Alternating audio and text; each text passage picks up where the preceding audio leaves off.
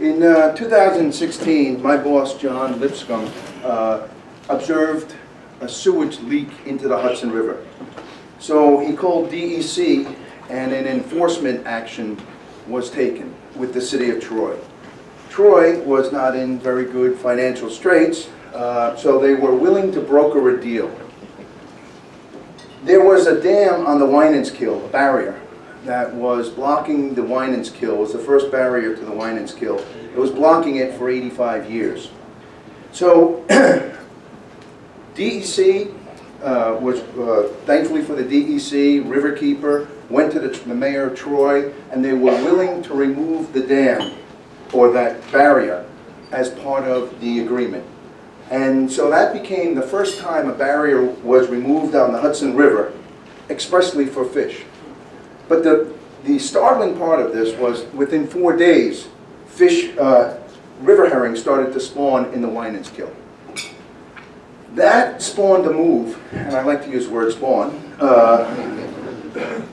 which got me hired. Thank you, DEC, and by RiverKeeper, and thank you to Dr. Waldman and Dr. Lindbergh for helping support me get that position at RiverKeeper. So I was tasked with, or RiverKeeper I should say, I'm sorry, RiverKeeper was looking to basically undam the tributaries to the Hudson River to help restore fish populations. And so we started to look at these tributaries of the Hudson, and I have to say, with a lot of persistence, we were able to get some agreements to remove some barriers. And we have right now at least 3.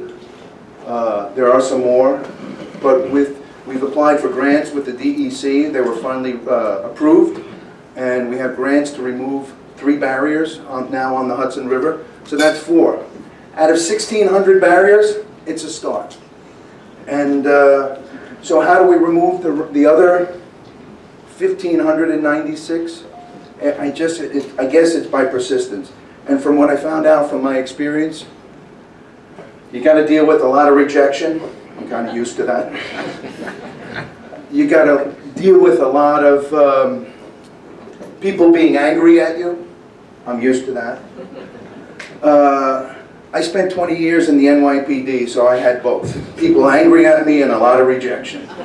So I think this was a good role for me, and all I can say is, in order to move forward, you had to be motivated by passion. You know, being used to rejection and getting people angry. An abiding love for fish is what keeps me motivated. You know, having the passion to just keep moving every time you're thrown out of an office. And so that is how we got these dams removed, and we hope we got some more coming. We have another pending NOAA grant, and we hope to keep these barriers to allow these fish to be restored to healthier populations. So I guess we'll start. Yeah. Thank you.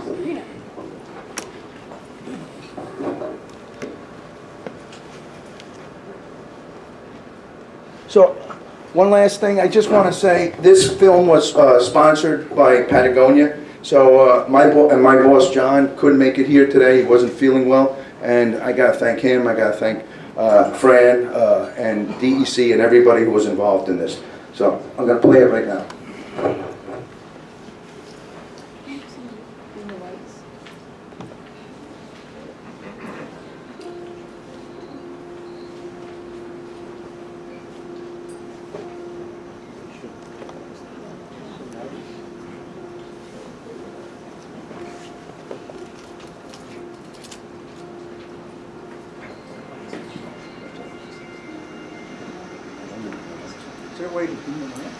Free-flowing creeks are part of what binds ecosystems together.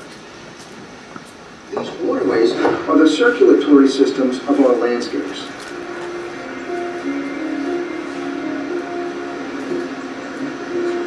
There's approximately 67 tributaries in the lower Hudson River watershed. Half of those are dammed. These are not those giant structures out west, the Elwha Dam, the Hoover Dam. These were mill dams, and they were much smaller. The vast majority of these dams are outdated, outmoded, and serve no viable purpose anymore. They're essentially obsolete. We at RiverKeeper feel they should be removed.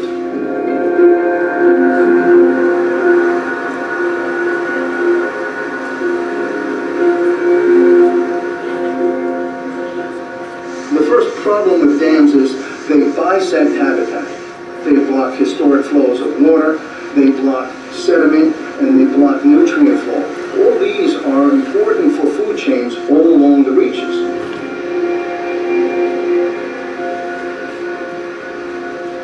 Dams have to be maintained. You have to constantly repair them, and somebody has to pay for them. It's generally more expensive to repair a dam than to remove it.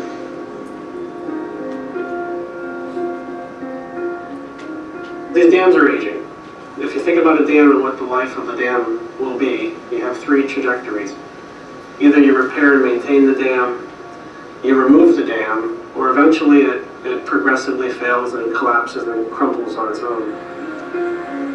In the estuary program, we believe that dams that aren't serving a purpose anymore are biologically important. We would like to help remove them. What happens when you take the dam away?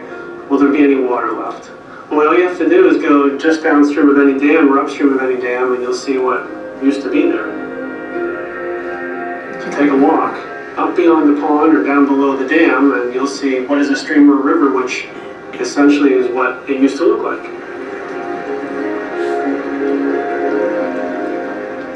Not all dams are bad. There's a lot of dams that serve very, very good purposes and are necessary, but we've had we've had centuries of dam buildings, and there are some that are anachronistic. There are some that have outlived their usefulness, and there are some that are even hazards. So thinking hard about how we keep streams connected together, thinking hard about right-sizing culverts, about taking down or adjusting dams that may no longer be of use, that's really important both for us as a human society and also for this whole ecosystem of the watershed-estuary connection.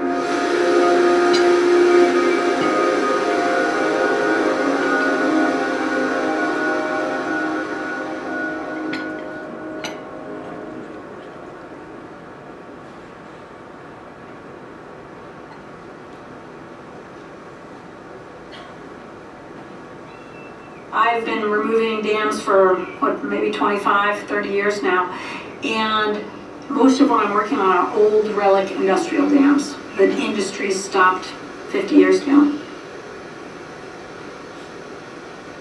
And I think most people who think of what I do for a living assume I'm like an explosives expert. That I go and I blow up these dams all the time, but that's not really the case. It's pretty rare that we blow up a dam. Most of the time we're just bringing in the big yellow equipment. We wait till the flows are really, really low in the river for the most part. And then we go in with the mechanical equipment and we slowly lower it while controlling the flows at the same time. We need dams for things like water supply or flood control. But there's a lot of dams in the rivers that aren't serving a purpose anymore. There's a lot that have just are remnants of this industrial legacy. It's interesting to think what now looks kind of like a grown-over forest had a lot of structures here at one point. It had a lot of buildings, had people taking their lunch, had, with their lunch pails and everything else, but now it's been kind of just left. Some of the dams have already collapsed and then some haven't. And so we get this kind of mixed match of history on these sites. So this barrier is quite a bit smaller than the one we were just at, but this is actually the first barrier on the system.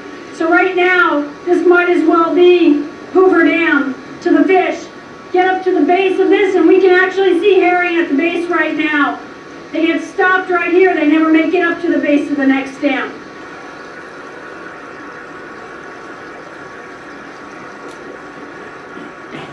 In tracking some of the case histories of our losses of these fish in rivers, like the Susquehanna River, for instance, which was the premier shad river on the East Coast, those populations went from the tens of millions to less than 100 some years reaching the spawning grounds. That's a 5-order of magnitude decline. When the colonists first came here from Europe, they were blown away by what they saw. in our fresh waters. Remember that Europeans were coming from a continent, even in the 1600s, that had been heavily overfished, over-timbered, just overused environmentally for centuries. The Europeans were astounded by what they saw. The quotations are actually quite inspiring to say. They're not quantitative, but they tell you that they were simply wowed by what they saw. They talked about walking dry shod across the backs of these fishes, which is an exaggeration, but it just tells you that there were an awful lot of fish there in those days.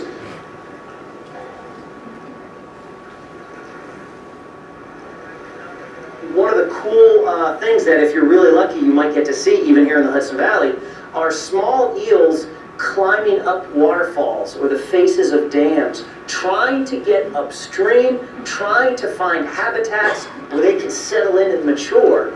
And it doesn't seem possible that these fish are climbing up wet rocks, but I've seen it myself and it's a pretty awesome sight. Even though eels can sometimes get around or ascend dams, anytime you have a barrier to migration, you're going to be limiting some of those animals, some of that connectivity between upstream and downstream. And remember, even though, yeah, sure, a few eels can get above those dams, that's a food source for the upriver ecosystem that those dams may be preventing and limiting.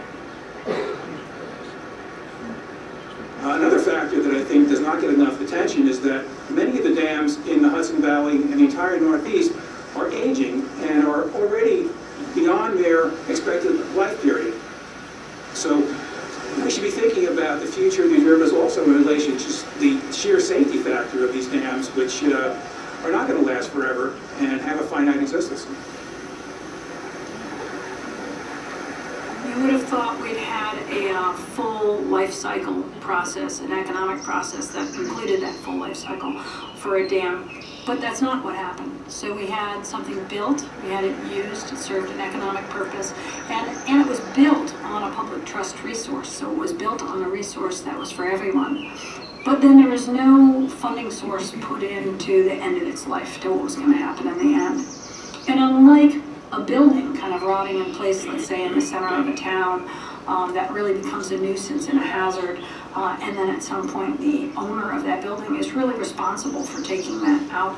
That's not what has happened on rivers. We've had these just left 50, 100 years ago and just kind of rotting on their own. The industry's long gone. These are the ghosts of capitalism past. People made their fortunes and abandoned them. They are now an ecological problem that we have to resolve. In places like Newburgh, there are a series of dams, and it could all be within a few blocks, one after another. Each person, each mill wanted a dam, they wanted their certain amount of water. And so these now represent bona fide obstacles. So if you remove one, there's one behind it. And then there's another. And then there's another. So we have to engage the community one dam at a time.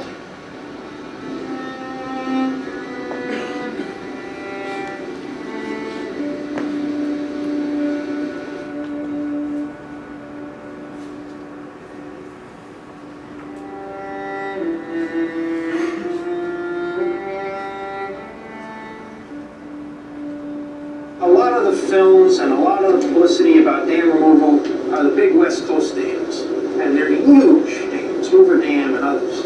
Huge dams. And a 10-foot dam blocks fish just as much as a 500-foot dam. You can prioritize dams and sort them a whole bunch of different ways. You could sort them by which is the most hazardous. You could sort them by which dam owner is most likely to let the dam go. Of course, the best way from the fish's point of view is to say which dams are going to benefit aquatic life the most.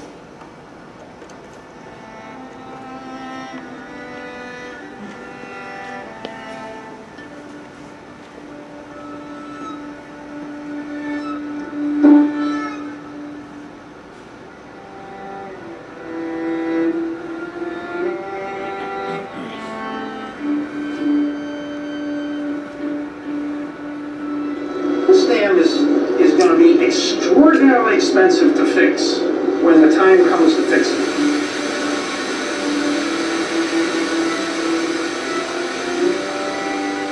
But sooner or later, the fish will win. Sooner or later, it's coming down because nobody's going to spend $10 million to fix this dam. Not going to happen. And so sooner or later, the fish are going to win. It's just a matter of time.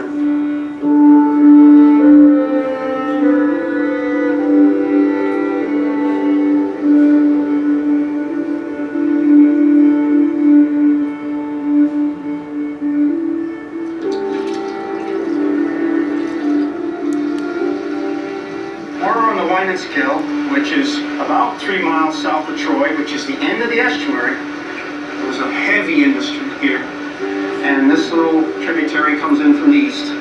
And for 15 years, and I've been looking at a dam that I thought was a concrete wall, immovable structure.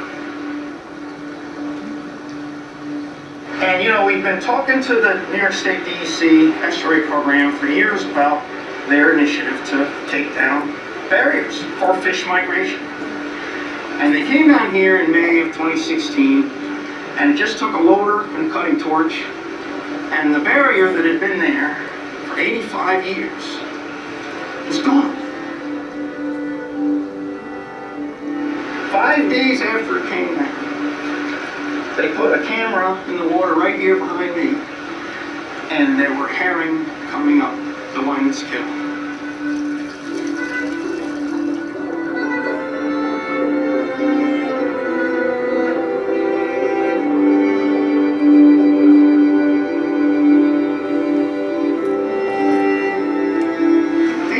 The spawning ground, and they were going to fulfill their destiny. And when you think about what's happening here in these migrations, is these fish are born in the upper Hudson. They had left when they were this big, years ago. They came back on faith, driven by forces that are beyond all of our understanding. And they found that fast water coming over the dam, and fast water to them says a tributary. We want to go in there, we want to get above the tide, we want to get away from the predators. So for 85 years, their parents, their grandparents, their great-grandparents, their great-great-great-great-great-great-grandparents have been coming up and knocking on the door at that dam. Nobody home. You have the script memorized? A lot of times, people thank us at RiverKeeper, you know, they'll say, oh, thank you, you're doing God's work. When we took down that barrier, we were part of it. We felt like we were doing God's work. It's a wondrous thing to be involved in something like that. It was the first barrier in the history of the Hudson Valley removed expressly for fish passage. The dams are all built one at a time. They're going to come down one at a time.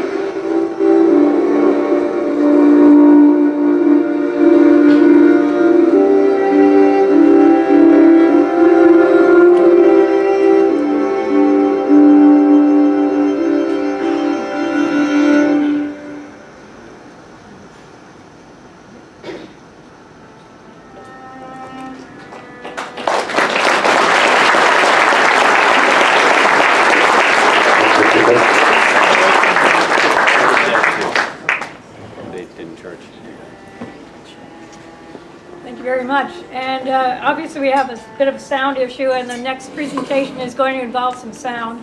So we probably need to work this here. Okay.